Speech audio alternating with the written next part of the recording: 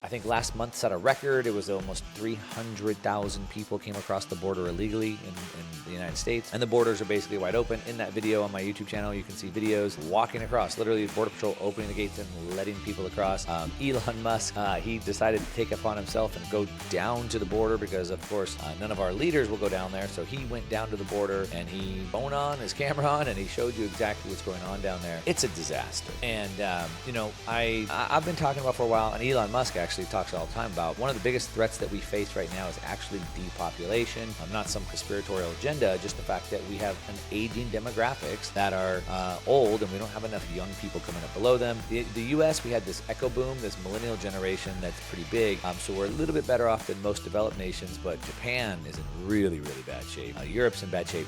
China's in really bad shape. And so we have this depopulation, and so we need immigration. And so the United States needs immigration. As a matter of fact, we're trying to onshore this chip manufacturing, and we're trying to get TSMC from Taiwan to set up a plant in Phoenix, Arizona. And the problem that they have is they can't get enough good quality people to work in this plant. So we need immigration. We need to bring in educated people. But what we don't need is just an open border where anybody can come across without any types of checks. We know there's plenty of reports out there that the cartels have been using this to just push as many drugs up and even human smuggling up across the border as they can. Anyway, we've talked about this extensively. But what's interesting is that obviously we know, regardless of what political side you're on, that Donald Trump ran on a platform to close the border and build the wall. And he wanted to build the wall, and the Democrats just would not allow him to build the wall, and this became sort of this big talking point. He was able to ram some stuff through, and they were able to build some part of the wall, and then it's just been sitting there. So he wanted to close the borders, and then Joe Biden wanted to open them up, which is why now we've had millions of people come across the borders illegally. Like I said, almost 300,000 people just last month alone. Now, this has turned out to be a massive problem,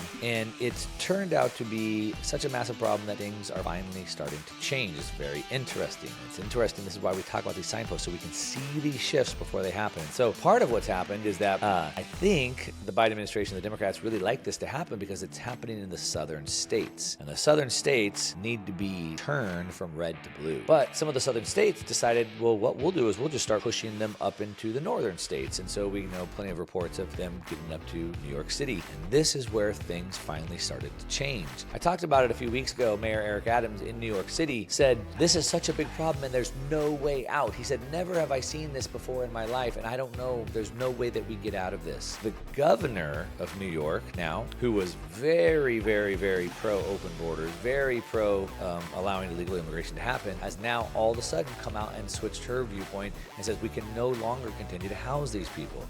So it's great when it pushes my political ideology, and it's great when I want to punish a red state like Texas and turn them blue. But all of a sudden when the problem shows up on my doorstep and my state has to deal with it and my state constituents have to deal with it, where, shoot, I might not get elected, all of a sudden it becomes a big problem. And so now Mayor Eric Adams and the governor in New York have finally changed their mind. Now, they know that this is a big, big deal for Americans. I don't care. Again, this is not a political thing, in my opinion. I think most Americans care about this. And the Biden administration wants these borders to be open. So much, in fact, that they have been selling off, the Biden administration has been selling off the uninstalled border wall in advance of this Finish It Act being passed. We can see the Biden administration has been hawking sections of the Trump's border wall on a government military surplus website called GovPlanet, where they've auctioned off 81 batches of square structural tubing and some steel columns just since April alone. Meanwhile, illegal border crossings have gotten to the highest level on record, and last Tuesday, the Biden administration sold 700 28-foot long hollow beams in 5 separate lots for $212 each, netting $154,000. Now, this is interesting because the Democratic-led Senate passed a Republican-sponsored bill last month called the Finish It Act, aimed at forcing the administration to extend the wall.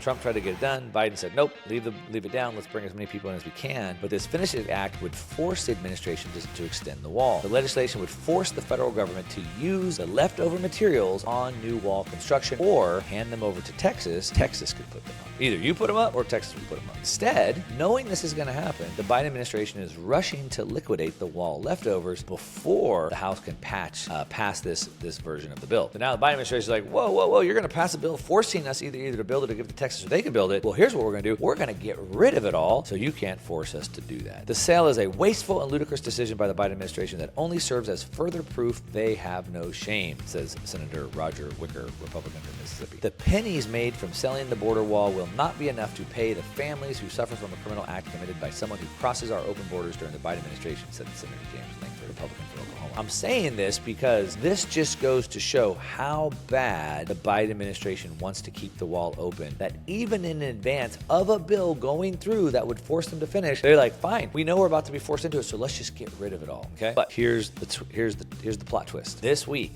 enough is enough. The pain has gotten high enough. The blue states have felt the pain high enough, and in a stunning reversal of everything that's been said over the last several years by the left, just months after, like I said, the Biden administration has been caught selling the border wall for pennies on the dollar, the Department of Homeland Security, Alejandro Mayorkas, is citing, quote, an acute and immediate need, quote, to waive dozens of federal laws in order to build a border wall as the illegal immigration crisis grows utterly out of control. He said, quote, the Secretary of Homeland Security has determined pursuant to law that it is necessary to waive certain laws, regulations, and other legal requirements in order to ensure the expeditious construction of barriers and roads in the vicinity of the international land border in Starr County, Texas. So why do they need to waive laws in order to get this built? They've been trying to build this for a long time. Parts are already there. It's the Biden administration that's putting these laws in place to prevent the wall from being built. They're trying to sell it off as fast as they can so they don't even have the supplies to do it. But now, Department of Homeland Security, Mayorkas is saying, whoa, we need to do this. As a matter of fact, we need to do it so bad that we're going to go around the laws by my own political party. And so anyway, Elon Musk tweeted how times have changed, and they certainly have.